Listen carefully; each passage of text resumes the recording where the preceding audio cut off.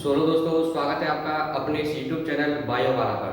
तो दोस्तों, आज की जो हमारी वीडियो है यह एक वन शॉट वीडियो है जिसमें आज हम क्लास 12 बायोलॉजी के एक चैप्टर बायोटेक्नोलॉजी को कंप्लीट करेंगे। तो बच्चों, यह चैप्टर जो है तुम्हारा यह ईपी बोर्ड के लिए और आपका नीट के लिए बहुत ही इंपॉर्टेंट चैप्टर है, क्योंकि बच्चों आपके अगर हम बोर्ड के मार्क्स की बात करें कि आपका 10 नंबर का मार्क्स आते हैं इसमें से, और अगर हम नीट की बात करें तो बच्चों इसमें 40 नंबर का पेपर इस बायोटेक्नोलॉजी नाम के चैप्टर से पूछा जाता है। तो बच्चों, बायोटेक्नोलॉजी जो है आपका यह क्लास 12 का ही चैप्टर है जिसमें आपको दो चैप्टर दे रखे हैं। पहला है बच्चों इसमें बायोटेक्नोलॉजी के सिद्धांत एवं प्रक्रम, और दूसरा है बच्चों इसमें बायोटेक्नोलॉजी के एप्लीकेशन। तो बच्चों, आज की इस वीडियो में हम आज सिद्धांत एवं प्रक्रम वाले चैप्टर की बात करेंगे और अगली वीडियो में हम बायोटेक्नोलॉजी के एप्लीकेशन देखेंगे। तो बच्चों, हमारा जो चैप्टर है यह जैव प्रौद्योगिकी यानी बायोटेक्नोलॉजी क्लास 12 के लिए है और नीट के लिए है।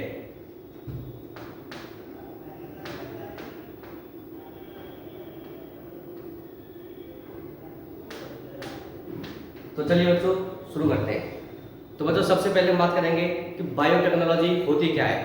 तो बच्चों, बायोटेक्नोलॉजी जो है सूक्ष्म जीवों के द्वारा जो हमें उत्पाद मिलते हैं उनका मानव कल्याण के लिए यूज कैसे करना है, उसी को बच्चों हम बायोटेक्नोलॉजी कहते हैं। तो बच्चों, अगर हम बात करें कि सूक्ष्म जीव क्या होते हैं, तो इससे पहले वाले चैप्टर में आपको सूक्ष्म जीव के बारे में बताया गया है, जिसमें हम सारे के सारे सूक्ष्म जीवों की स्टडी करते हैं। यदि आपने वो चैप्टर नहीं पढ़ा है तो हमारे चैनल पर जाकर के उस चैप्टर को आप पढ़ सकते हैं। हमने इस चैप्टर को पॉडकास्ट के माध्यम से आपको पढ़ाया है। तो बच्चों, बायोटेक्नोलॉजी जो होती है यह सूक्ष्म जीवों पर ही बेस्ड होती है, क्योंकि बच्चों इसमें सूक्ष्म जीव और जो हमारी साइंस होती है उसका समावेश से हमको जो उत्पाद मिलते हैं उसी का जो मानव कल्याण के लिए यूज किया जाता है बच्चों, उसी को हम बायोटेक्नोलॉजी कहते हैं। तो बच्चों, अगर हम बात करते हैं कि बायोटेक्नोलॉजी होती क्या है,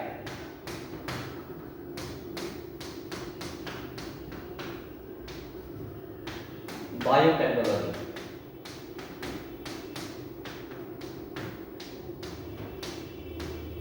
तो बच्चों, सबसे पहले हम बात करेंगे कि बायोटेक्नोलॉजी जो है यह इसकी डेफिनेशन क्या होती है और इसकी डेफिनेशन दी किसने थी।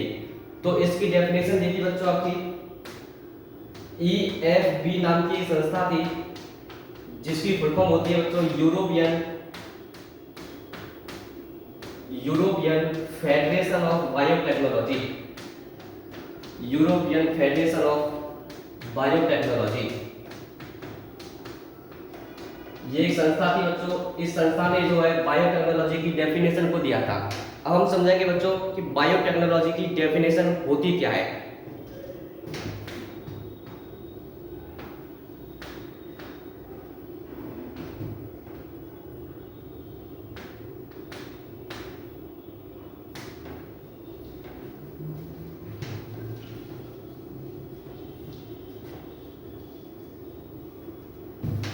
तो बच्चों, बायोटेक्नोलॉजी जो होती है तुम्हारी, इसमें सूक्ष्म जीव तथा उनके उत्पाद आते हैं। तो बच्चों, सूक्ष्म जीव तथा प्राकृतिक विज्ञान के समावेश से जो उत्पाद मिलते हैं उसी को हम बायोटेक्नोलॉजी कहते हैं। तो बच्चों, सूक्ष्म जीव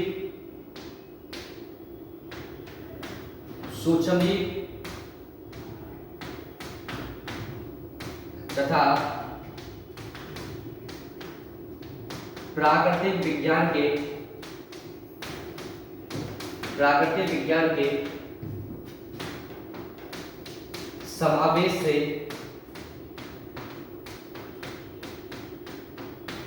जो उत्पाद मिलते हैं उन्हीं को बच्चों हम यदि मानव कल्याण के लिए यूज करेंगे, मानव कल्याण के लिए प्रयोग करेंगे, तो इसी को हम बोलेंगे बच्चों आपकी बायोटेक्नोलॉजी। तो सूक्ष्म जीव तथा प्राकृतिक विज्ञान के समावेश से जो उत्पाद मिलते हैं उनका मानव कल्याण के लिए प्रयोग करना बायोटेक्नोलॉजी कहलाता है।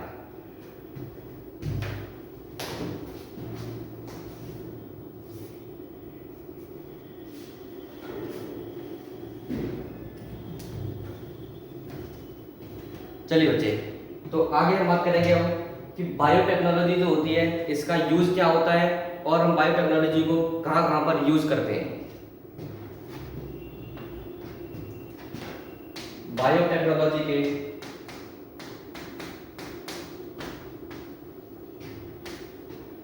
अनुप्रयोग।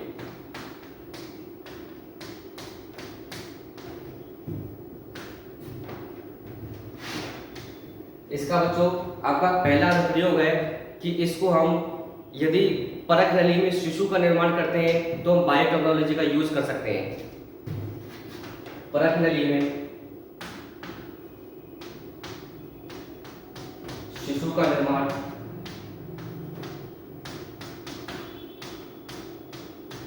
दूसरा बच्चों हम डीएनए के टीका का निर्माण कर सकते हैं। डीएनए टीका का निर्माण बायोटेक्नोलॉजी के माध्यम से कर सकते हैं। तीसरा बच्चों पुनर्योजक डीएनए का निर्माण, पुनर्योजक डीएनए का निर्माण हम बायोटेक्नोलॉजी के माध्यम से कर सकते हैं। और बच्चों चौथा है इसका दोषयुक्त जीन का सुधार, दोषयुक्त जीन का सुधार, दोषयुक्त जीन का सुधार। तो बच्चों ये आपके 4 एप्लीकेशन थे जो कि बायोटेक्नोलॉजी के होते हैं, क्योंकि इसमें परख नली में शिशु का निर्माण किया जाता है, डीएनए टीका का निर्माण किया जाता है, पुनर्योजक डीएनए का निर्माण किया जाता है और दोषयुक्त जीन का सुधार किया जाता है। तो बच्चों ये थे तुम्हारे बायोटेक्नोलॉजी के एप्लीकेशन, लेकिन वो आपके एप्लीकेशन जो हम बाद वाले चैप्टर में पढ़ेंगे वो अलग तरीके के होंगे और इस सिद्धांत एवं प्रक्रम में आपके ये वाली एप्लीकेशन दे रखे हैं। चलिए बच्चे, तो आगे हम बात करते हैं अब कि जेनेटिक इंजीनियरिंग क्या होती है, जो कि बायोटेक्नोलॉजी का एक पार्ट होती है, जिसे बच्चों हिंदी में कहते हैं आनुवांशिक अभियांत्रिकी। आनुवांशिक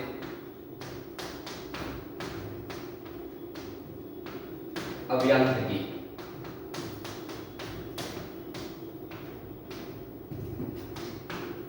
जेनेटिक इंजीनियरिंग, जेनेटिक इंजीनियरिंग। तो बच्चे जेनेटिक इंजीनियरिंग जो होती है तुम्हारी, इसमें डीएनए या फिर आरएनए के जो न्यूक्लियोटाइड का क्रम होता है उसमें परिवर्तन किया जाता है। तो बच्चे इसमें डीएनए या आरएनए के न्यूक्लियोटाइड में परिवर्तन करते हैं तथा उसके लक्षण प्रारूप में भी परिवर्तन कर देते हैं। इसके डीएनए तथा आरएनए के न्यूक्लियोटाइड में परिवर्तन, न्यूक्लियोटाइड में परिवर्तन, डीएनए तथा आरएनए के न्यूक्लियोटाइड में परिवर्तन और उसके लक्षण प्रारूप में परिवर्तन करते हैं। लक्षण प्रारूप में यानी फिनोटाइप में परिवर्तन करते हैं। उसके बाद क्या करेंगे बच्चों, जब डीएनए और आरएनए के न्यूक्लियोटाइड में क्रम में परिवर्तन कर देंगे और उसके लक्षण प्रारूप में परिवर्तन कर देंगे, उसके बाद उस डीएनए को बच्चों या उस जीव को बच्चों हम किस में डाल देंगे, सूक्ष्म जीव परपोषी कोशिका में, सूक्ष्म जीव परपोषी कोशिका में डाल देते हैं, सूक्ष्म जीव परपोषी कोशिका में डाल देते हैं, प्रवेश कर देते हैं। इससे हमको क्या मिलेगा बच्चों, इससे हमको जो है प्रोटीन, टीका, एंजाइम आदि प्राप्त होंगे। और बच्चों ये आपकी सूक्ष्म जीव परपोषी कोशिका ये होनी चाहिए आपकी दूषण रहित वातावरण में, दूषण रहित वातावरण में, दूषण रहित वातावरण में। तो बच्चों अगर हम बात करें कि जेनेटिक इंजीनियरिंग यानी आनुवंशिक अभियांत्रिकी होती क्या है, तो इसके अगर हमारे पास कोई जीव है उसके डीएनए या आरएनए के न्यूक्लियोटाइड क्रम में परिवर्तन करेंगे, उसके बाद उसके लक्षण प्रारूप में परिवर्तन करेंगे, उसके बाद उसे हम सूक्ष्म जीव परपोषी कोशिका में स्थानांतरित कर देंगे। और सूक्ष्म जीव परपोषी कोशिका जो होनी चाहिए हमारे पास वो दूषण रहित होनी चाहिए, यानी इसमें प्रदूषण नहीं होना चाहिए। और जब हम सूक्ष्म जीव परपोषी कोशिका में स्थानांतरित कर देंगे तो उसके माध्यम से हमको जो प्रोटीन मिलेंगी, टीके मिलेंगे, एंजाइम मिलेंगे, उनका हम अपने लिए यूज करते हैं। इसी को बच्चों हम कहते हैं आनुवंशिक इंजीनियरिंग यानी आनुवंशिक अभियांत्रिकी। बहुत ही बच्चों इंपॉर्टेंट परिभाषा है, बोर्ड के हिसाब से बहुत ही इंपॉर्टेंट परिभाषा है, आप इसको जो है याद कर सकते हैं।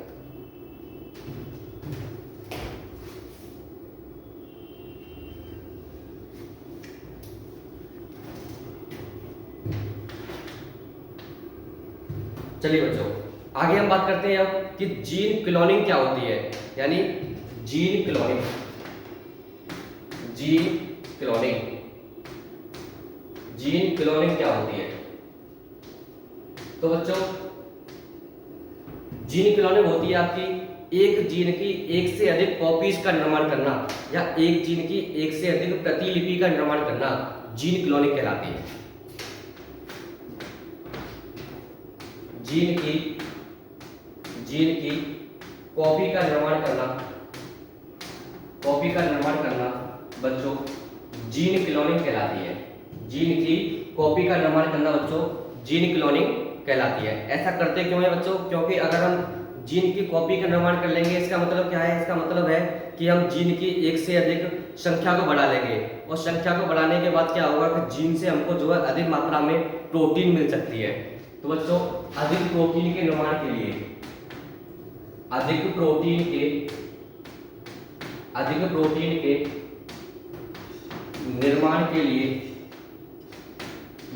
लिए जीन क्लोनिंग की जाती है। तो बच्चों, जीन की कॉपी का निर्माण करना जीन क्लोनिंग कहलाती है, और ऐसा हम अधिक प्रोटीन के निर्माण के लिए करते हैं। आगे हम बात करेंगे बच्चों कि ओराई स्थल क्या होता है। ओराई साइट, ओराई साइट क्या होती है? ओराई स्थल, इंग्लिश में कहते हैं बच्चों इसको ओराई साइट, ओराई साइट, ओराई साइट। तो बच्चों, ओराई साइट एक ऐसी जगह होती है डीएनए में जहां से बच्चों प्रतिकृतिकरण स्टार्ट होता है।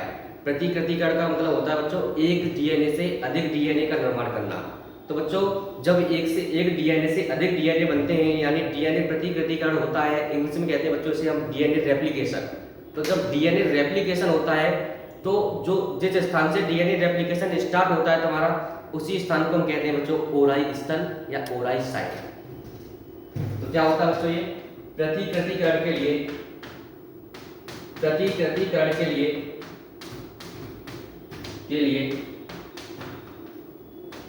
आवश्यक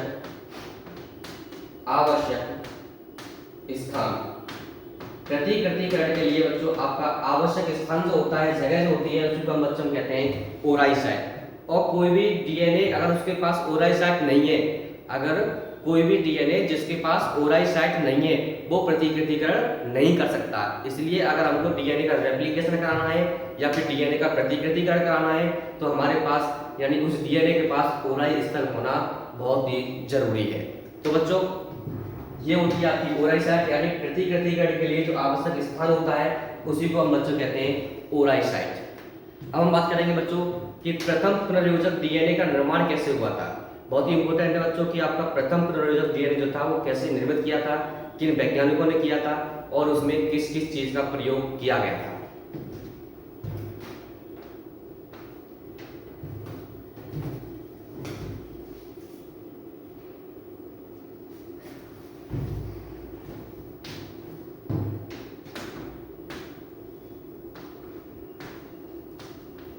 प्रथम पुनर्योजक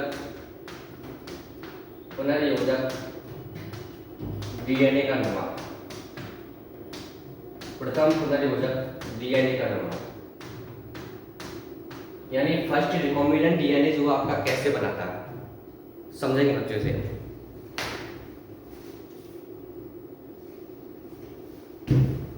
तो बच्चों, प्रथम पुनर्योजक डीएनए जो था तुम्हारा, वो दो वैज्ञानिकों ने बनाया था। उन वैज्ञानिकों के नाम थे बच्चों स्टैनली कोहेन और बोयर। उन वैज्ञानिकों के नाम थे बच्चों स्टैनली कोहेन और बोयर। ये जो वैज्ञानिक थे बच्चों, इन्होंने जो आपके प्रथम पुनर्योजक डीएनए को बनाया था। अब कब बनाया था बच्चों? ये बनाया था 1972 में।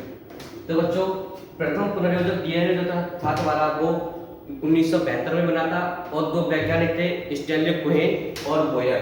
स्टैनली कोहेन और बोयर, इन दो वैज्ञानिकों ने प्रथम पुनर्योजक डीएनए का निर्माण किया था। अब बच्चों कैसे किया था उसको हम समझेंगे। तो बच्चों, इन्होंने जो है प्रथम पुनर्योजक डीएनए के निर्माण के लिए दो चीज़ों का यूज़ किया था, यानी दो डीएनए का यूज़ किया था। किस किस का किया था? सबसे पहले बच्चों इन्होंने एक हमारे पास टाइफाइड का जीवाणु होता है जिसका नाम होता है बच्चों सैल्मोनेला टाइफी। टाइफाइड का एक जीवाणु होता है जिसका नाम होता है बच्चों Salmonella typhi. Salmonella Salmonella typhi. इस सैल्मोनेला टाइफी में से बच्चों इन्होंने एक डीएनए को निकाला जिसका नाम होता है बच्चों प्लाज्मिड डीएनए। प्लाज्मिड डीएनए, क्योंकि बच्चों आपका सैल्मोनेला टाइफी जो होता है यह एक जीवाणु होता है और प्रत्येक जीवाणु कोशिका में एक डीएनए होता है जो जिसका नाम होता है बच्चों प्लाज्मिड डीएनए। तो सबसे पहले इन्होंने सैल्मोनेला टाइफी में से प्लाज्मिड डीएनए को निकाला और उस प्लाज्मिड डीएनए को बच्चों प्रतिरोधक प्रतिजैविक जीन के साथ प्रतिजैविक जीन के साथ जोड़ दिया। तो उन्होंने क्या किया बच्चों कि सैल्मोनेला टाइफी में से जो है प्लाज्मिड डीएनए को निकाला और उसे प्रतिरोधक प्रतिजैविक जीन के साथ जोड़ दिया। ये क्या होती हैं? ये जीन्स होती हैं। क्या होती हैं बच्चों? जीन्स होती हैं। ये ऐसी जीन्स होती हैं जो कि पुनर्योजक प्रकोष्ठी कोशिका जो होती है हमारी उसमें स्थानांतरित होती हैं, उसे पहचानने का काम करती हैं। तो बच्चों प्रतिरोधक प्रतिजैविक जीन के साथ उसे जोड़ दिया, किसको?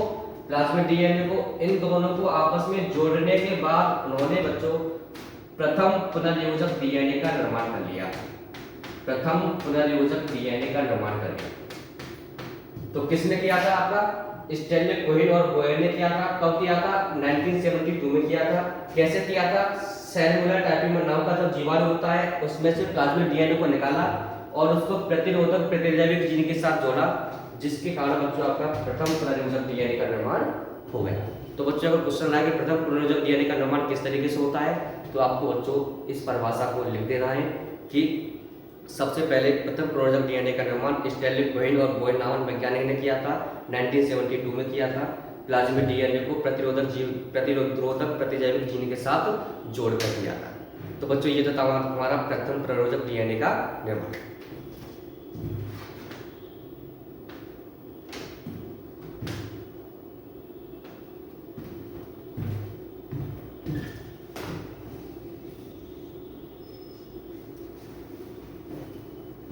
चलिए बच्चों आगे हम बात करेंगे बच्चों कि पुनर्योजक डीएनए तकनीक जो होती है उसका पद क्या होते हैं, क्योंकि बच्चों इसमें पुनर्योजक डीएनए जो है बहुत बार यूज होगा। तो एक बार समझ लेते हैं कि पुनर्योजक डीएनए होता क्या है।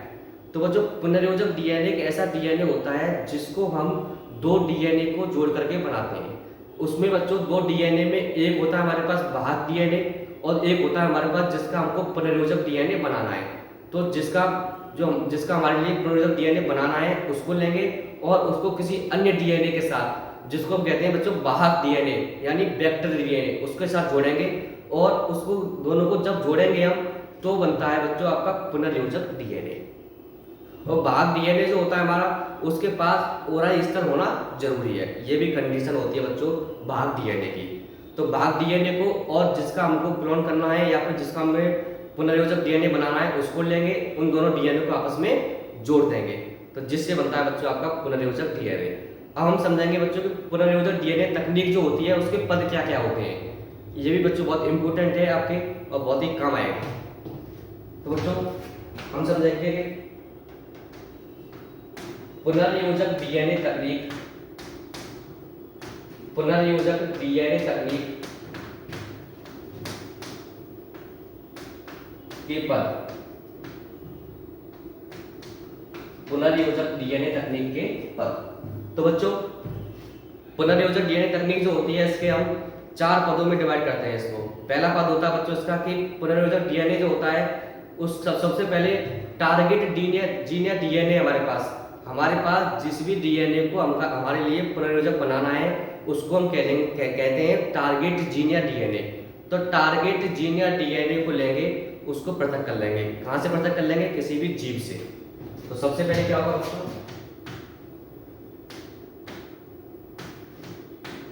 टारगेट जीन या डीएनए को पृथक कर लेते हैं, उसके बाद क्या करेंगे बच्चों पे? उस टारगेट जीन या डीएनए को बच्चों वाहक डीएनए के साथ जोड़ेंगे। किसके साथ जोड़ेंगे? वाहक डीएनए के साथ जोड़ेंगे। तो टारगेट जीन या डीएनए को वाहक डीएनए के साथ जोड़ेंगे बच्चों, वाहक डीएनए के साथ जोड़ेंगे। और वाहक डीएनए के साथ जोड़ते ही आपको पता है कि किसका निर्माण होगा? पुनर्योजक डीएनए का निर्माण। किसका निर्माण होगा? पुनर्योजक डीएनए का, पुनर्योजक डीएनए का। तो बच्चों सबसे पहले हमने क्या किया? टारगेट जीन या डीएनए को पृथक किया। उसके बाद हमने क्या किया? टारगेट जीन या डीएनए को वाहक डीएनए के साथ जोड़ा और इसका निर्माण कर लिया, पुनर्योजक डीएनए का निर्माण कर लिया। अब इस पुनर्योजक डीएनए को क्या करेंगे बच्चों? अब इस पुनर्योजक डीएनए को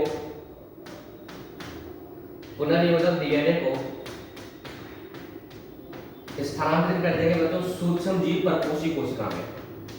सूक्ष्म जीव परपोषी कोशिका में स्थानांतरित कर देंगे। सूक्ष्म जीव परपोषी कोशिका में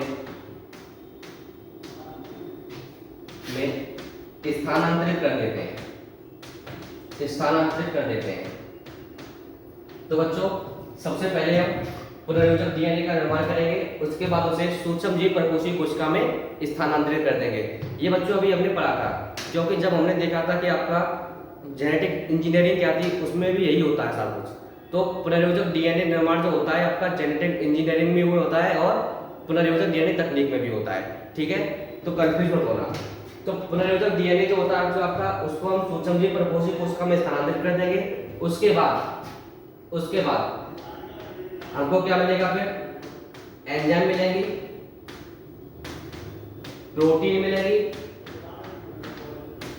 विटामिन मिलेंगी और बच्चों टीके मिलेंगे।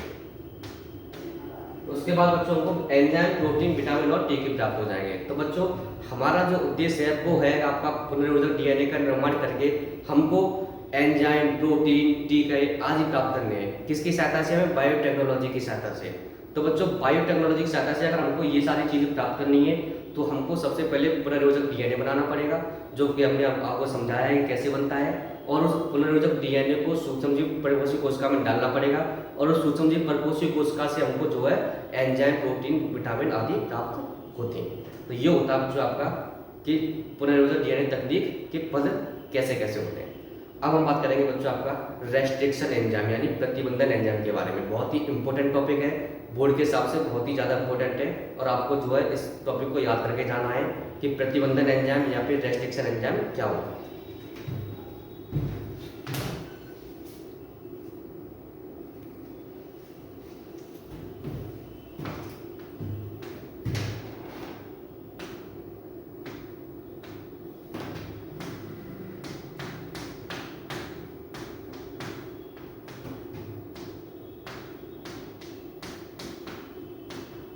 प्रतिबंधन एंजाइम इंग्लिश में कहते हैं बच्चों उसको रेस्ट्रिक्शन एंजाइम।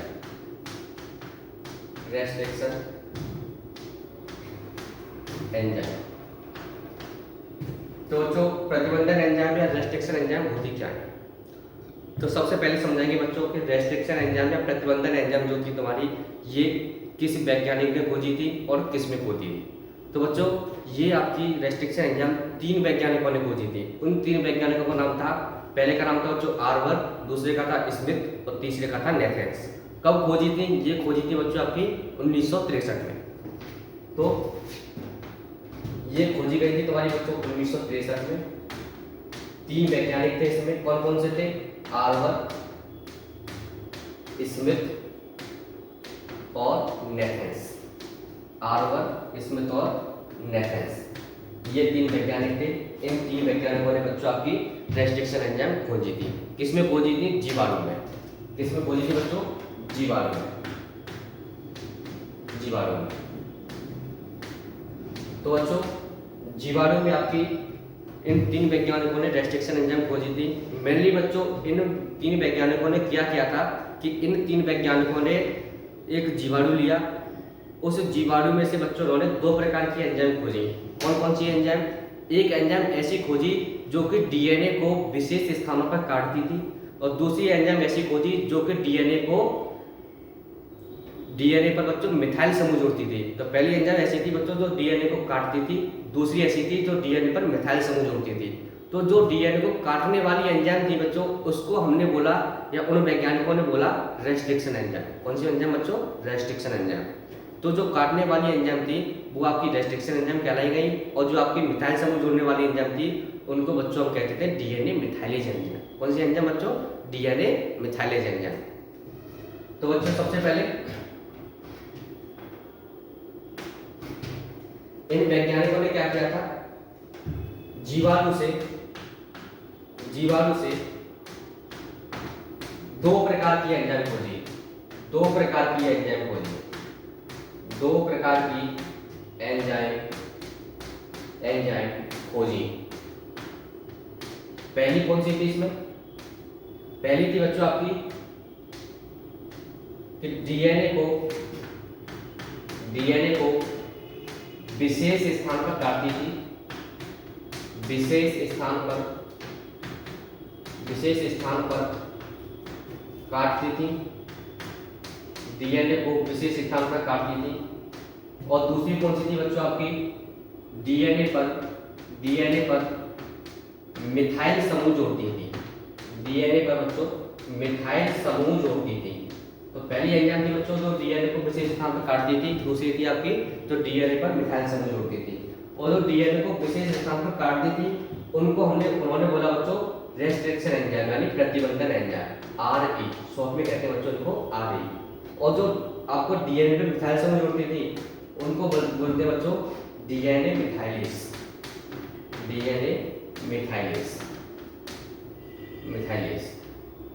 तो बच्चों ये थी तुम्हारी रेस्ट्रिक्शन एंजाइम जो कि जीवाणु से खोजी गई थी। तीन वैज्ञानिक थे, आर्मर, स्मिथ और नेथेंस, 1963 में खोजी थी। ठीक है बच्चों, अब ये जो रेस्ट्रिक्शन एंजाइम थी तुम्हारी, ये विशेष स्थानों पर काटती थी। वो विशेष स्थान कौन से होते थे डीएनए में? वो बच्चों विशेष स्थान होते थे डीएनए में जहाँ पर डीएनए जो है 4 से 6 बेस पेयर लंबा होता था। क्योंकि बच्चों आपको पता है कि डीएनए जो होता है वो बेस पेयर में होता है, यानी 4 युग्म में होता है। और जो डीएनए होता है उसमें 3164.7 मिलियन बेस पेयर पाए जाते हैं। तो बच्चों जहाँ पर डीएनए जो है 4 से 6 बेस पेयर लंबा होता था वहाँ पर ये जो है रेस्ट्रिक्शन एंजाइम काटती थी। तो बच्चों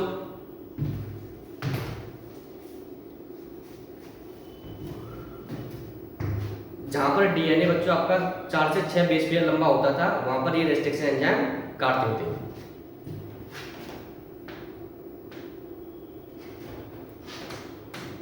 तो बच्चों रेस्ट्रिक्शन एंजाइम उन स्थानों पर काटती है जहां पर डीएनए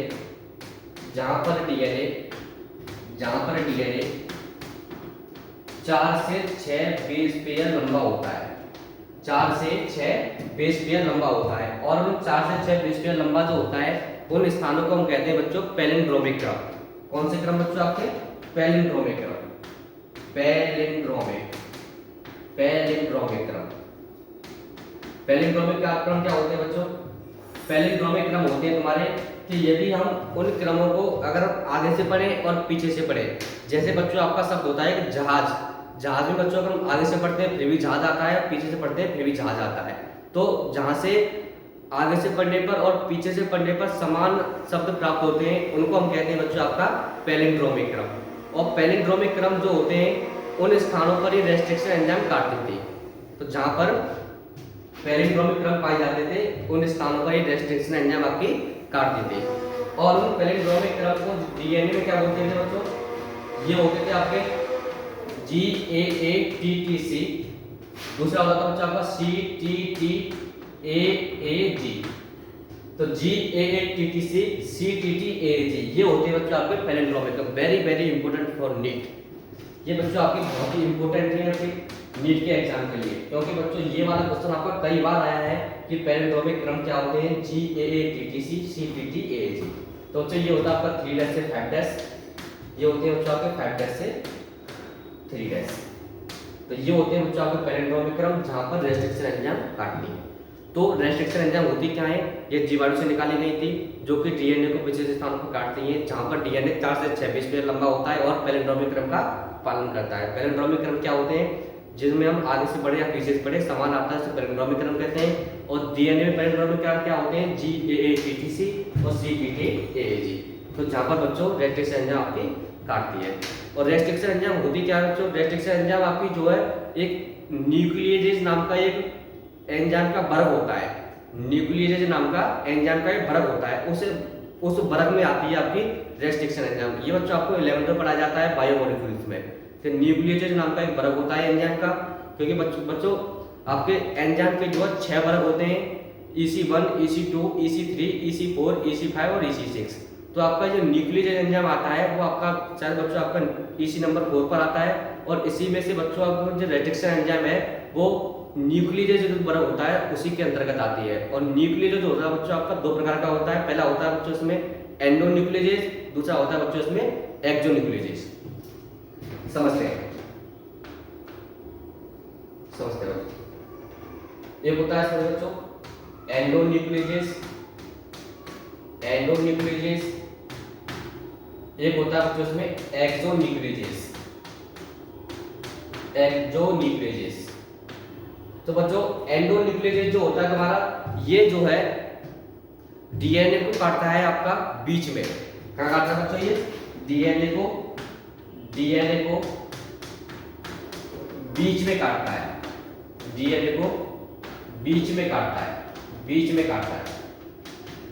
डीएनए को बीच में काटता है। और बच्चों ये जो होती है आपकी, ये डीएनए को सिरे पर काटती है, डीएनए को सिरे पर काटती है या काटता है, सिरे पर काटता है। तो बच्चों एंडोन्यूक्लिएजेज क्या होती है, जो डीएनए को बीच में काटता है। एक्सो क्या होती है, जो बच्चों डीएनए को सिरे पर काटता है। तो ये जो एंडो और एक्सोन्यूक्लिएजेज होती हैं, इन्हीं के अंतर्गत आती है आपकी रेस्ट्रिक्शन एंजाइम, जो कि ये भी डीएनए को काटती है। और कहाँ काटती है, पैलिंड्रोमिक क्रम पर काटती है। ठीक है बच्चों,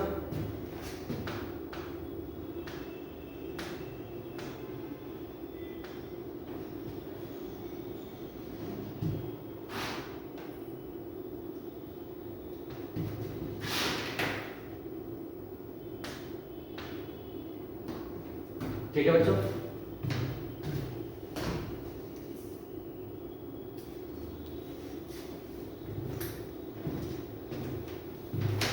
चलिए अब हम बात करेंगे कि सबसे पहले जो रेस्ट्रिक्शन एंजाइम थी वो कौन सी रेस्ट्रिक्शन एंजाइम थी।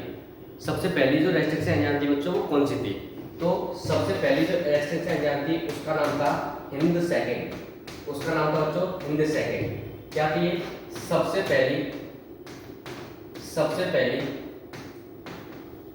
रेस्ट्रिक्शन एंजाइम, सबसे पहली रेस्ट्रिक्शन एंजाइम कौन सी थी बच्चों, हिंद सेकंड। अब इस हिंद सेकंड को कब खोजा गया था, इस हिंद सेकंड को खोजा गया था बच्चों आपका 1968 में। कब खोजा गया था बच्चों, 1968 में, 1968 में। अब 1968 बच्चों आपका एनसीईआरटी में नहीं दिया हुआ है, केवल एनसीईआरटी में ये बोला है कि जब रेस्ट्रिक्शन एंजाइम खोजी गई थी उसके 5 वर्ष के बाद आपकी हिंद सेकंड खोजी गई। तो बच्चों आपको पता है कि रेस्ट्रिक्शन एंजाइम जो 1963 में खोजी गई थी, उसके 5 वर्ष बाद आपके क्या खोजी गई, हिंद सेकंड। तो इसका मतलब क्या है कि 1968 में खोजी गई होगी। तो बच्चों 1968 में कौन सी खोजी गई थी आपकी, हिंद सेकंड, जो कि पहली खोजी गई एंजाइम थी। और सबसे कॉमन जो होती है, सबसे कॉमन जो रेस्ट्रिक्शन एंजाइम होती है बच्चों वो होती है आपकी EcoR फर्स्ट। कौन सी होती है, EcoR फर्स्ट। तो सबसे कॉमन रेस्ट्रिक्शन एंजाइम कौन सी होती है, EcoR फर्स्ट। और सबसे पहले कौन सी खोजी गई थी आपकी, हिंद सेकंड। ठीक है,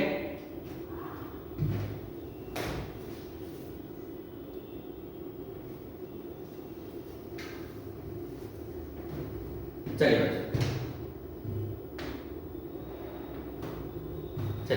आगे हम बात करेंगे बच्चों कि रेस्ट्रिक्शन एंजाइम जो होती है उसका नामकरण कैसे होता है।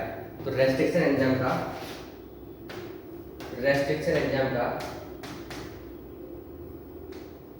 नामकरण, रेस्ट्रिक्शन एंजाइम का नामकरण। तो बच्चों रेस्ट्रिक्शन एंजाइम जैसे कि हिंद सेकंड, इसका नामकरण कैसे करेंगे। तो देखिए बच्चों आपके सामने क्या है, हिंद सेकंड है। इसमें पहला शब्द क्या है बच्चों आपका H, एच मतलब पहला जो अक्षर होता है रेस्ट्रिक्शन एंजाइम में वो बच्चों आपका जीवाणु की जात जीवाणु की वंश को बताता है। किसको बताता है बच्चों? जीवाणु के वंश को, जीवाणु के वंश को बताता है, जीवाणु के वंश को। पहला जो अक्षर होता है बच्चों आपका जीवाणु के वंश को बताता है। अगले जो अक्षर होते हैं दो बच्चों ये बताते हैं आपके जीवाणु की जाति को, जीवाणु की जाति को, जीवाणु की जाति को। तो ये जो अक्षर होता है बच्चों ये बताता है आपका जीवाणु के स्ट्रेन को, जीवाणु के स्ट्रेन को, स्ट्रेन को। ये जो कॉमन नंबर होता है बच्चों आपका रोमन नंबर ये बताता है बच्चों आपका जीवाणु का क्रम, जीवाणु का क्रम, जीवाणु का क्रम। तो बच्चों जीवाणु के अगर रेस्ट्रिक्शन एंजाइम के नाम की अगर बात करें तो इसमें जो है 4 शब्द होते हैं पहले, उसके बाद एक कॉमन एक रोमन नंबर होता है। तो बच्चों पहला शब्द जो पहला अक्षर जो होता है इसमें आता है जीवाणु का वंश, अगले दो में आता है जीवाणु की जाति, अगले में आता है जीवाणु का स्ट्रेन, उसके बाद अगले में आता है बच्चों जीवाणु का क्रम।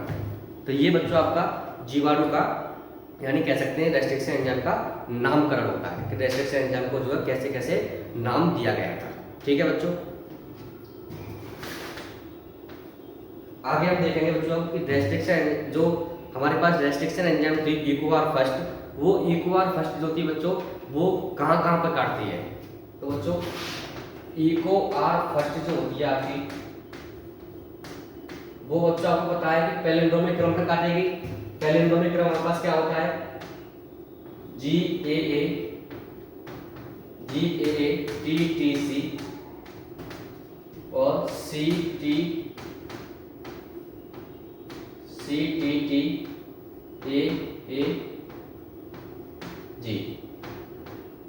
CTTAG। तो बच्चों ये होती है आपका क्या पैलिंड्रोमिक क्रम। ठीक है, तो ये इकोआर फर्स्ट जो होती है आपकी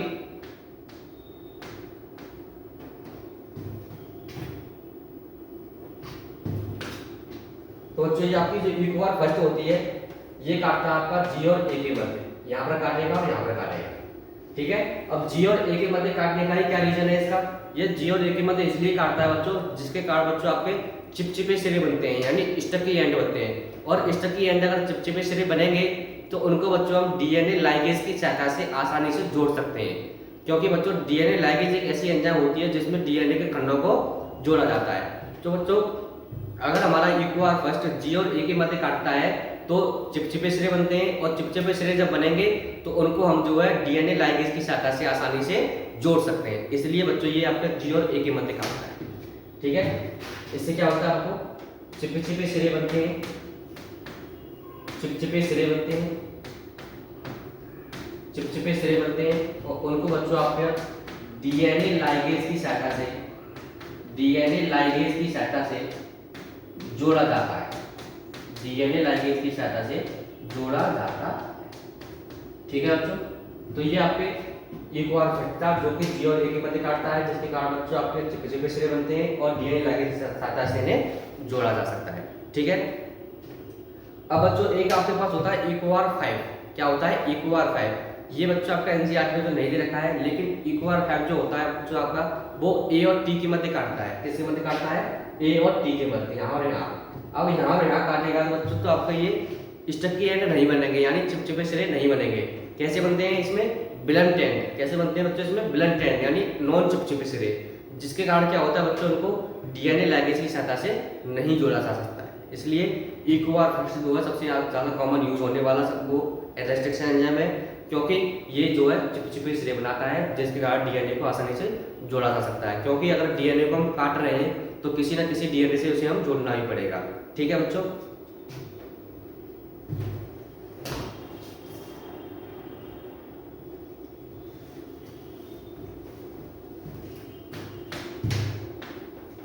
चलिए अब हम बात करेंगे बच्चों आपकी कि एक टेक्निक होती है जिसका नाम है बच्चों एगेरोस जेल इलेक्ट्रोफोरेसिस।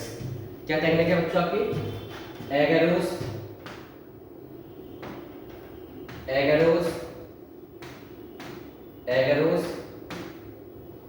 जेल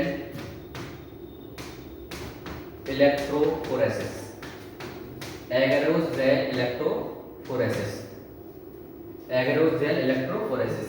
तो बच्चों ये क्या टेक्निक है, एगेरोस जेल इलेक्ट्रोफोरेसिस। क्या होती है बच्चों ये बच्चों एक ऐसी विधि होती है जिसकी सहायता से बच्चों डीएनए के जो खंड होते हैं, ये हमने अभी क्या किया था, डीएनए को रेस्ट्रिक्शन एंजाइम से काटा था। अब रेस्ट्रिक्शन एंजाइम से डीएनए को अगर हम काटेंगे तो डीएनए के छोटे छोटे खंड उत्पन्न होंगे, डीएनए के छोटे छोटे खंड उत्पन्न होंगे, और जब डीएनए के छोटे छोटे खंड उत्पन्न होंगे तो उनको हम क्या करते हैं, सेपरेट करते हैं। डीएनए के खंडों को सेपरेट यानी अलग अलग करते हैं। तो सेपरेट और अलग अलग करेंगे तो अगर हम एक ऐसी विधि का यूज करेंगे जिसमें डीएनए के खंडों को उनके साइज के आधार पर, उनके आकार के आधार पर अलग अलग किया जाता है, तो बच्चों यही होती है आपकी एगेरोस जेल इलेक्ट्रोफोरेसिस। क्या होती है कि ऐसी विधि जिसकी सहायता से डीएनए के खंडों को उनके साइज के आधार पर अलग अलग किया जाता है, एगेरोस जेल इलेक्ट्रोफोरेसिस कहलाती है। ऐसी विधि जिसकी सहायता से डीएनए के खंडों को उसकी साइज के आधार पर अलग अलग किया जाता है, यानी छोटा आगे पीछे बड़ा इस तरह से, तो उसको हम बोलते हैं बच्चों आपकी जेल इलेक्ट्रोफोरेसिस। ठीक है, क्या है बच्चों, ऐसी विधि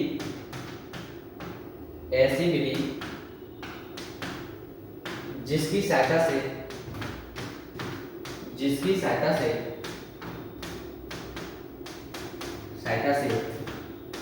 डीएनए के खंडों को उनके साइज के आधार पर, उनके साइज यानी आकार के आधार पर अलग अलग किया जाता है, उनके साइज के आधार पर अलग अलग किया जाता है। इसको बोलते हैं बच्चों क्या, एगेरोस जेल इलेक्ट्रोफोरेसिस। और बच्चों इसमें एगेरोस क्या होता है, एगेरोस जो होता है बच्चों इसमें ये होता है एक समुद्री खरपतवार। क्या होता है, समुद्री खरपतवार। ठीक है बच्चों, और रासायनिक रूप से क्या होता है, ये पॉलीसैकेराइड। क्या होता है, पॉलीसैकेराइड। तो बच्चों एगेरोस क्या होता है, समुद्री खरपतवार होता है, और इसे रासायनिक रूप से होता है ये पॉलीसैकेराइड। और एगेरोस जेल इलेक्ट्रोफोरेसिस क्या होती है, यह एक ऐसी विधि होती है जिसकी सहायता से डीएनए के खंडों को उसके साइज के आधार पर अलग अलग किया जाता है। ठीक है बच्चों, अब देखिए कैसे करेंगे साइज के आधार पर अलग अलग। ये तो क्या होगी, इसकी परिभाषा हो गई। अब हम देखेंगे कि कैसे करते हैं साइज के आधार पर अलग अलग। ठीक है, रुको,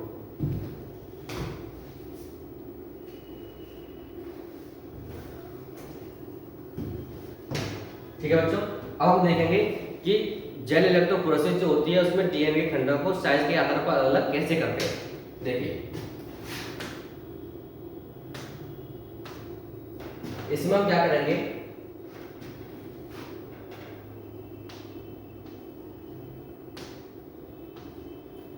ऐसा ही डीएनए बेल्स ले लेंगे। क्या ले लेंगे बच्चों, डीएनए बेल्स, या ऐसे मान लो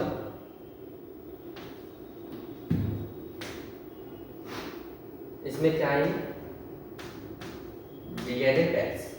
क्या है बच्चों, ये डीएनए बेल्स। ठीक है, ये क्या होते हैं, डीएनए बेल्स यानी डीएनए के कुएं। ठीक है, और यहां पर लगा देते हैं बच्चों दो इलेक्ट्रोड लगा देंगे। क्या लगा देंगे बच्चों से, दो इलेक्ट्रोड। इलेक्ट्रोड आपको पता है क्या होते हैं, एनोड और कैथोड। ठीक है, तो ये हो गया बच्चों आपका कैथोड। यहां पर लगाएंगे बच्चों एनोड, यहां लगाएंगे एनोड। ठीक है, एनोड। तो ये हो गया बच्चों आपका कैथोड, ये क्या हो गया एनोड। अब देखिए क्या होगा, अब क्या होगा कि आपको पता है कि डीएनए जो होता है बच्चों नेगेटिव चार्ज वाला होता है। कैसा होता है, नेगेटिव चार्ज वाला होता है। और एनोड कैसा होता है, पॉजिटिव चार्ज वाला होता है। तो हमने पढ़ा है कि नेगेटिव चार्ज जो पॉजिटिव चार्ज को अट्रैक्ट करता है यानी आकर्षित करता है। तो जैसे ही हम डीएनए खंडों को डीएनए बेल्स में डालेंगे तो क्या होगा कि जैसे ही हम वैद्युत क्षेत्र ऑन करेंगे, क्या करेंगे, वैद्युत क्षेत्र ऑन कर देते हैं, वैद्युत क्षेत्र ऑन कर देंगे। अगर हम जैसे ही वैद्युत क्षेत्र को ऑन करेंगे तो क्या होगा कि डीएनए खंड क्या होते हैं, नेगेटिव चार्ज वाले होते हैं।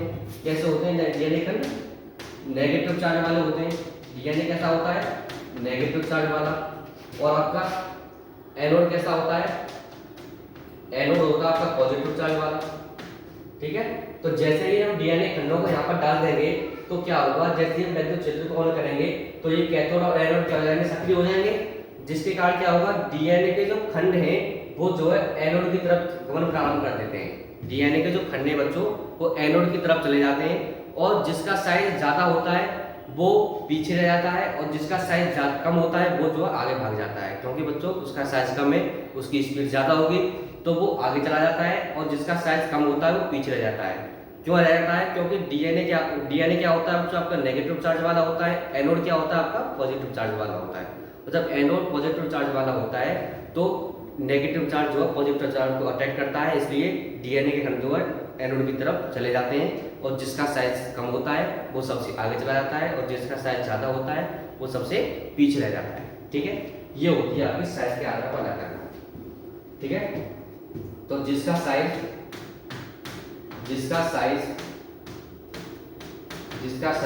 ज़्यादा वो पीछे रह जाएगा, और जिसका साइज कम वो आगे चला जाता है। अब बच्चों यही थी आपकी टेक्निक थी कि इसमें हम जो है डीएनए खंडों को उनके साइज के आधार पर अलग करते हैं। तो ये बच्चों आपके साइज ज़्यादा वाले पीछे रह गए, साइज कम वाले आगे चले गए। ऐसा होता है बच्चों आपका एगेरोस जेल इलेक्ट्रोफोरेसिस।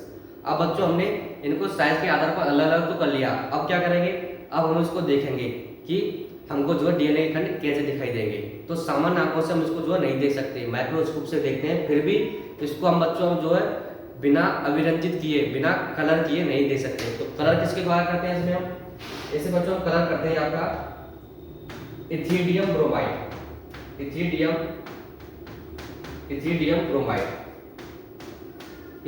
ब्रोमाइड से क्या करते हैं बच्चों, इसको अभिरंजित करते हैं। क्या करते हैं, अभिरंजित यानी कलर करते हैं, और इथिडियम ब्रोमाइड से अभिरंजित करने के बाद हम इसको 260 नैनोमीटर के प्रकाश में, 260 नैनोमीटर के प्रकाश में, कौन सा प्रकाश होता है वो, पराबैंगनी प्रकाश। कैसा प्रकाश होता है, पराबैंगनी प्रकाश।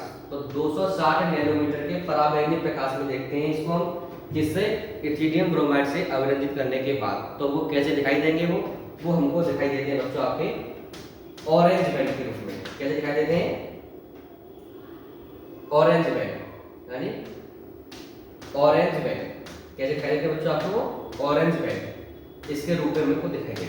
ठीक है, तो इथिडियम ब्रोमाइड से अभिरंजित किया जाता है 260 नैनोमीटर के पराबैंगनी प्रकाश में, और हमको वो ऑरेंज बैंड के रूप में दिखाई देते हैं। ठीक है, अब बच्चों आता है कि हम डीएनए बेल्स में से डीएनए खंडों को कैसे निकालेंगे। तो जो निकालने की प्रक्रिया होती है उसको हम बच्चों कहते हैं निक्षालन। क्या बोलते हैं इसको, निक्षालन। तो निक्षालन क्या होता है,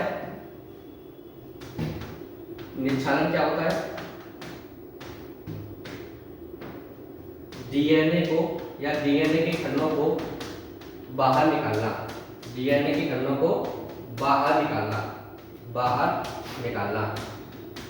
क्या कहलाता है, निक्षालन।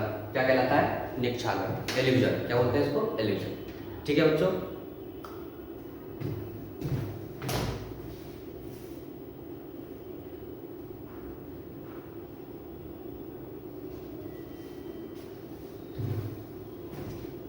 तो बच्चों ये थी तुम्हारी एगेरोस जेल इलेक्ट्रोफोरेसिस, जो कि हमने विस्तार से पढ़ी है। एक बार और समझ लो इसको कि ऐसी विधि जिसकी सहायता से डीएनए के खंडों को उनके साइज के आधार पर अलग किया जाता है, जेल इलेक्ट्रोफोरेसिस कहलाती है।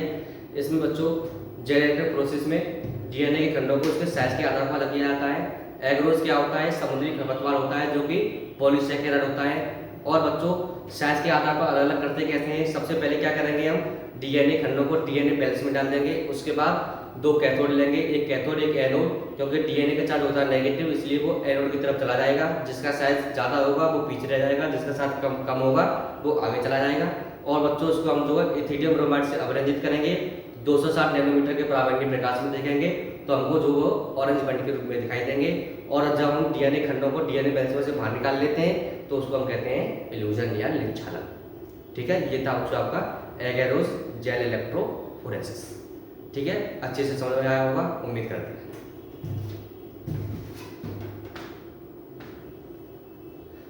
चलिए आगे हम बात करेंगे बच्चों की वेक्टर क्या होता है, यानी वाहक डीएनए। अभी हम बात कर रहे थे बहुत देर से कि वाहक डीएनए, वाहक डीएनए। अब हम समझेंगे बच्चों वाहक डीएनए एक्चुअल में होता क्या है। ठीक है, वाहक डीएनए, वाहक डीएनए, वाहक डीएनए। ठीक है, तो वाहक डीएनए क्या होता है बच्चों? एक ऐसा डीएनए होता है जिसको किसी अन्य ऐसे डीएनए से जोड़ा जाता है जिसका हमको पुनर्योजक डीएनए का निर्माण करना है। समझो, वाहक डीएनए क्या होता है? जिसके पास पहली बात तो ओराई स्तर होना चाहिए। क्या होना चाहिए? ओराई स्तर होना चाहिए। और उसको किसी ऐसे डीएनए के साथ जोड़ा जाता है जो कि जिसका हमको पुनर्योजक डीएनए का निर्माण करना है। और जब हम वाहक डीएनए को किसी ऐसे डीएनए से जोड़ देंगे और उसके बाद क्या हो जाता है बच्चों? आपका पुनर्योजक डीएनए का निर्माण हो जाता है। तो वाहक डीएनए क्या होता है? ऐसा डीएनए होता है जो कि किसी अन्य डीएनए को सूक्ष्मजीव परपोषी कोशिका में स्थानांतरित करवाता है। ऐसा डीएनए जो किसी अन्य डीएनए को सूक्ष्मजीव परपोषी कोशिका में स्थानांतरित करवाता है क्या कहलाता है? वाहक डीएनए कहलाता है। ठीक है, ऐसा डीएनए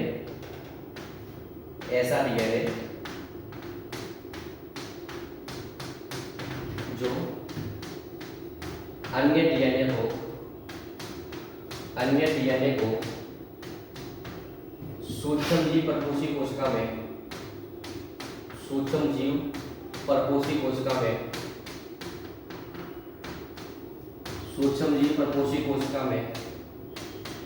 स्थानांतरित करता है क्या कहलाता है? वाहक डीएनए कहलाता है। ठीक है बच्चों, अब वाहक डीएनए जो होता है आपका, ये अलग अलग कोशिकाओं के लिए अलग अलग तरीके का होता है। जैसे जंतु कोशिका के लिए अलग होता है, पादप कोशिका के लिए अलग होता है और जीवाणु की कोशिका के लिए अलग होता है। ठीक है, तो देखिए बच्चों, जीवाणु कोशिका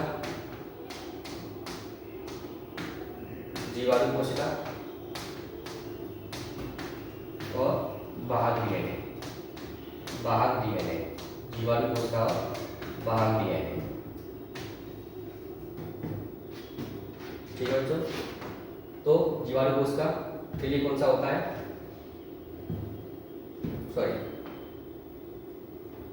जीवाणु कोशिका के लिए होता है आपका वाहक डीएनए, प्लाज्मिड डीएनए या फिर जीवाणु भोजी डीएनए।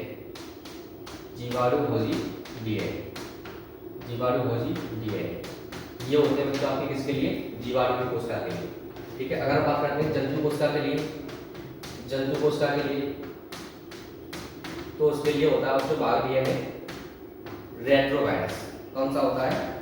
रेट्रोवायरस। ठीक है, रेट्रोवायरस। अगर हम बात करते हैं पादप कोशिका की, किसकी बात करते हैं? पादप कोशिका की,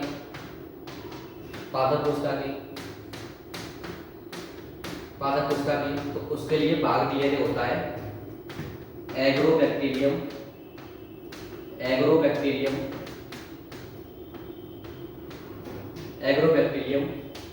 ट्यूमिफेसियंस का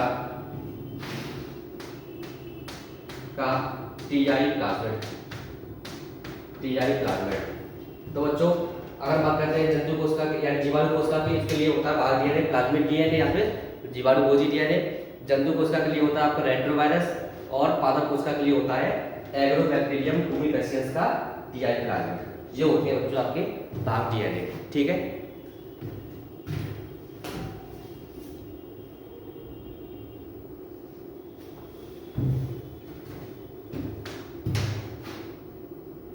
चलिए तो बच्चों वाहक डीएनए समझ लिया हमने। और वाहक डीएनए के अगर लक्षणों की बात करें तो इसमें वही लक्षण है जैसे कि इसमें ओराई स्तर होना चाहिए, आदि के लिए क्षेत्र होने चाहिए, यानी रेस्टिक्स एंजाइम को जोड़ने के लिए क्षेत्र होने चाहिए। और क्या होना चाहिए इसमें? एम्पिसिलिन या टेट्रासाइक्लिन जीन होनी चाहिए। ठीक है, क्योंकि ये क्या होती हैं? प्रतिरोधक प्रतिजैविक जीन होती हैं जो कि सूक्ष्मजीव परपोषी कोशिका की पहचान करती हैं। ठीक है, अब हम समझेंगे बच्चों कि प्लाज्मिड डीएनए क्या होता है। अभी हम बहुत देर से समझ रहे थे प्लाज्मिड डीएनए। अब हम समझेंगे इसमें कि प्लाज्मिड डीएनए होता क्या है एक्चुअल में। प्लाज्मिड डीएनए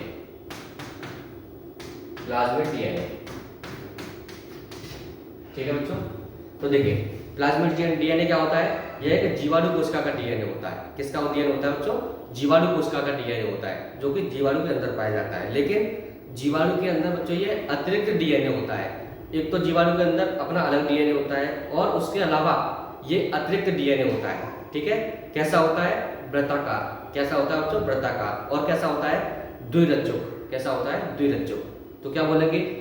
ऐसा अतिरिक्त गुणसूत्रीय, ऐसा अतिरिक्त गुणसूत्रीय वृत्ताकार डीएनए जो जीवाणु कोशिका के अंदर पाया जाता है उसे हम क्या बोलते हैं? प्लाज्मिड डीएनए कहते हैं। ऐसा अतिरिक्त गुणसूत्रीय वृत्ताकार डीएनए, ऐसा अतिरिक्त गुणसूत्रीय वृत्ताकार डीएनए जो जीवाणु कोशिका के अंदर पाया जाता है उसे हम प्लाज्मिड डीएनए कहते हैं। और इस प्लाज्मिड डीएनए में ओराई स्थल होता है तथा इसमें प्रतिकृति करने की क्षमता होती है। ठीक है बच्चों, तो क्या बोलेंगे? ऐसा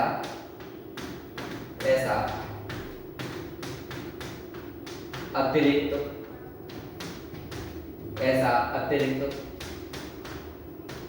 वृत्ताकार गुणसूत्रीय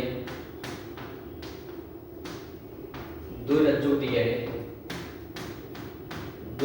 डीएनए जिसमें, या ऐसे कह सकते हैं द्विरज्जुक डीएनए जो जीवाणु कोशिका के बाहर पाया जाता है, जीवाणु कोशिका के अंदर पाया जाता है, जीवाणु कोशिका के अंदर पाया जाता है, उसको हम क्या बोलते हैं बच्चों? आपका प्लाज्मिड डीएनए कहते हैं। ठीक है, इसमें क्या होता है? ओराई साइट होते हैं। क्या होते हैं इसमें? ओराई साइट होते हैं। और बच्चों इसमें क्या होता है? प्रतिकृतिकरण की क्षमता होती है। ठीक है, इसमें क्या होते हैं? ओराई साइट होते हैं और इसमें प्रतिकृतिकरण की क्षमता होती है। क्या होता है इसमें? प्रतिकृतिकरण की क्षमता होती है। प्रतिकृतिकरण की क्षमता होती है। ठीक है, प्रतिकृतिकरण की क्षमता होती है। तो ऐसा अतिरिक्त गुणसूत्रीय वृत्ताकार डीएनए जिसमें जो कि द्विरज्जुक होता है और जीवाणु कोशिका के अंदर पाया जाता है, जिसमें ओराई स्थल होता है और प्रतिकृतिकरण की क्षमता होती है, उसको हम कहते हैं बच्चों प्लाज्मिड डीएनए। ठीक है, अब हम समझेंगे बच्चों कि एक और डीएनए आता है इसमें, PBR322। क्या आता है इसमें बच्चों? PBR322 यानी PBR322। यही बच्चों इंपॉर्टेंट है, PBR322। देखिए इस P का मतलब क्या है इसमें? P का मतलब बच्चों इसमें प्लाज्मिड। क्या है? प्लाज्मिड। ठीक है, P का मतलब क्या है इसमें? प्लाज्मिड। B का मतलब क्या है? पॉलीमर। और R का मतलब क्या है इसमें? रोड्रिगेज। क्या है बच्चों इसमें? रोड्रिगेज। तो P का मतलब क्या है? प्लाज्मिड। बॉलीमर और रोड्रिगेज इन दो वैज्ञानिकों के नाम है। क्या है ये? बॉलीमर और रोड्रिगेज। इन दो वैज्ञानिकों ने क्या बनाया था? PBR322। ठीक है, ये क्या होता है? कृत्रिम प्लाज्मिड डीएनए होता है। क्या होता है? कृत्रिम प्लाज्मिड डीएनए। कृत्रिम का मतलब बनाया हुआ यानी सिंथेटिक।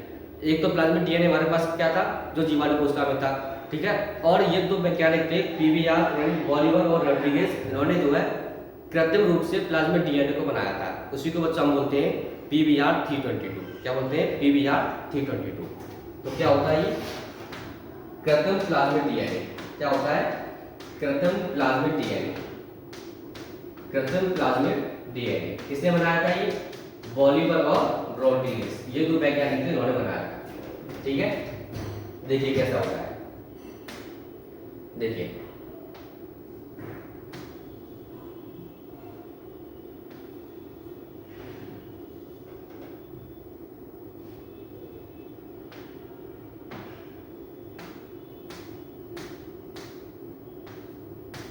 देखिए यह होती है आपकी इकोआर फर्स्ट, यह होती है CLA फर्स्ट,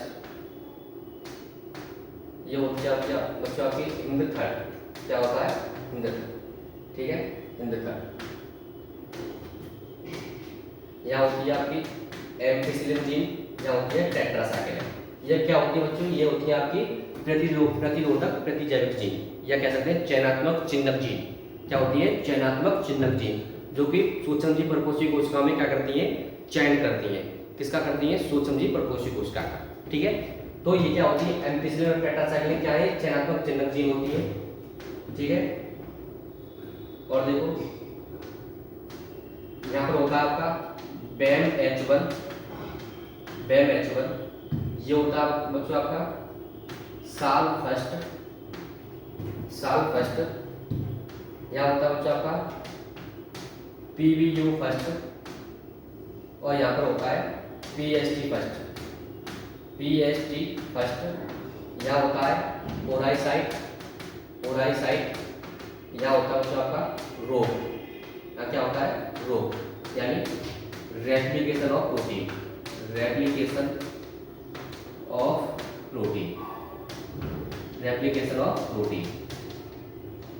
ठीक है, रेप्लिकेशन ऑफ प्रोटीन। तो देखिए EcoR first, CLA first, third, BAMH1 Sal first, PBU first, PST first, ये सब क्या होते हैं, ये होते हैं बच्चों प्लाज्मिड यानी PBR में प्रतिबंधन स्थल। क्या होते हैं बच्चों, ये प्रतिबंधन स्थल यानी रेस्ट्रिक्शन साइट होते हैं।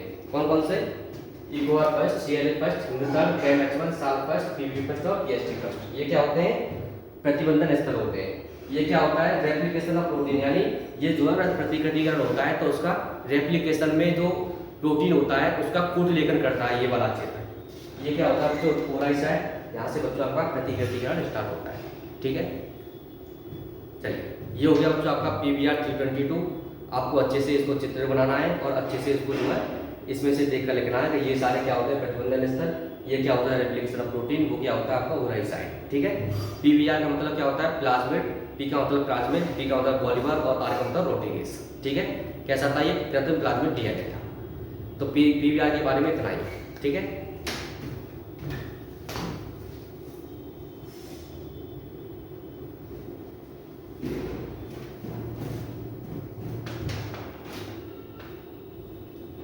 चलिए अब हम बात करेंगे बच्चों कि PCR, क्या बात, किसी बात करेंगे, PCR क्या होता है।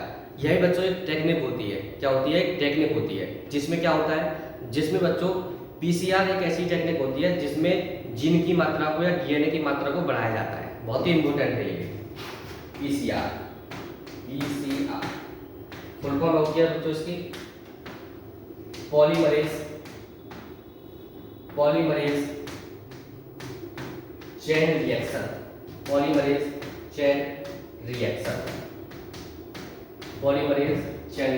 ये क्या होती है बच्चों, PCR।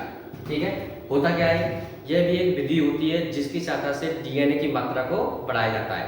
क्या बोलेंगे, ऐसी विधि जिसकी सहायता से DNA की मात्रा को बढ़ाया जाता है या जीन की मात्रा को बढ़ाया जाता है, क्या कहलाती है, PCR कहलाती है। ठीक है, ऐसी विधि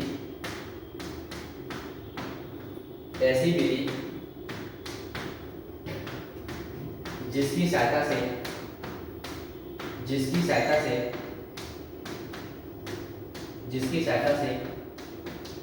DNA की मात्रा को बढ़ाया जाता है। ठीक है, DNA की मात्रा को बढ़ाया जाता है, क्या कहलाती है, PCR कहलाती है।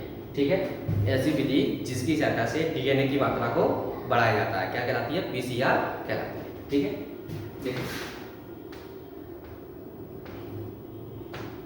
अब देखिए आगे PCR में बच्चों आपकी जो एंजाइम यूज होता है या फिर कह सकते हैं जो बैक्टीरिया यूज होता है, और उस बैक्टीरिया से जो एंजाइम निकाला गया था उसका नाम था बच्चों आपका थर्मस एक्वाटिकस। क्या था, थर्मस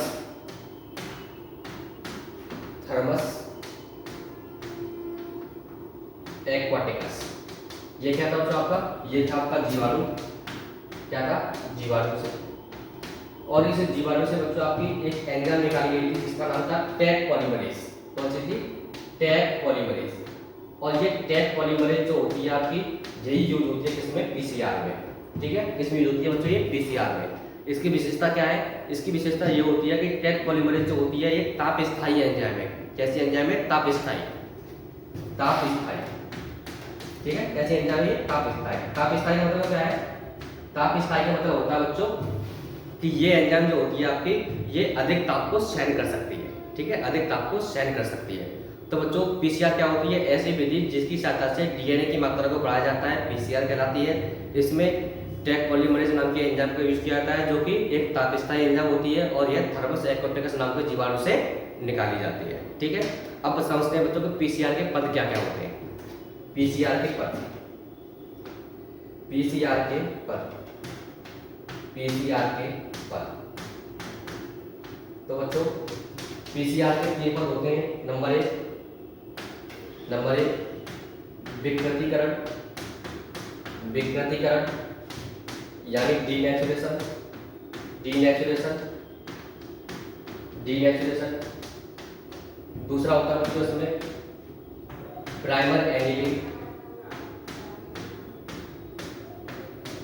प्राइमर एनीलिंग। तीसरा होता है बच्चों इसमें बहुलीकरण, बहुलीकरण, बहुलीकरण या पॉलीमराइजेशन। क्या होता है? पॉलीमराइजेशन। ये क्या होते हैं बच्चों? आपके पीसीआर के पद होते हैं। कौन कौन से? विकृतीकरण, प्राइमर एनीलिंग और बहुलीकरण। ठीक है, समझते हैं कि पदों में होता क्या क्या है। ठीक है, देखिए देखिए ये जो विकृतीकरण होता है बच्चों, इसमें क्या होता है? इसमें जो है हाइड्रोजन बॉन्डों को तोड़ा जाता है। क्या होता है इसमें? हाइड्रोजन बॉन्ड जो है तोड़े जाते हैं। कितने टेम्परेचर पर? 90 से 92 डिग्री सेंटीग्रेड तापमान पर। तो बच्चों 90 से 92 डिग्री सेंटीग्रेड तापमान दिया जाता है और इसमें से जो डीएनए के हाइड्रोजन के बॉन्ड होते हैं वो तोड़ दिए जाते हैं। ठीक है, तो डीएनए क्या हो जाता है? हाइड्रोजन बॉन्ड टूटने के बाद अलग अलग हो जाता है, क्योंकि डीएनए कैसा होता है बच्चों? द्विरज्जुक होता है और दोनों रज्जुक कैसे जुड़े होते हैं? हाइड्रोजन बॉन्ड की शाखा से जुड़े होते हैं। और हाइड्रोजन बॉन्ड जब तोड़ देंगे तो क्या हो जाएगा? डीएनए अलग अलग हो जाएगा। ठीक है, तो डीएनए क्या हो जाता है? इसमें अलग अलग हो जाएगा। किसमें? विकृतीकरण में। कितने टेम्परेचर पर? 90 से 92 डिग्री सेंटीग्रेड तापमान। उसके बाद क्या होगा?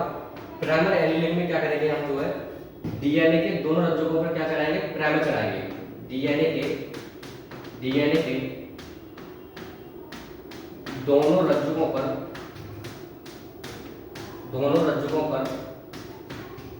प्राइमर चढ़ाते हैं।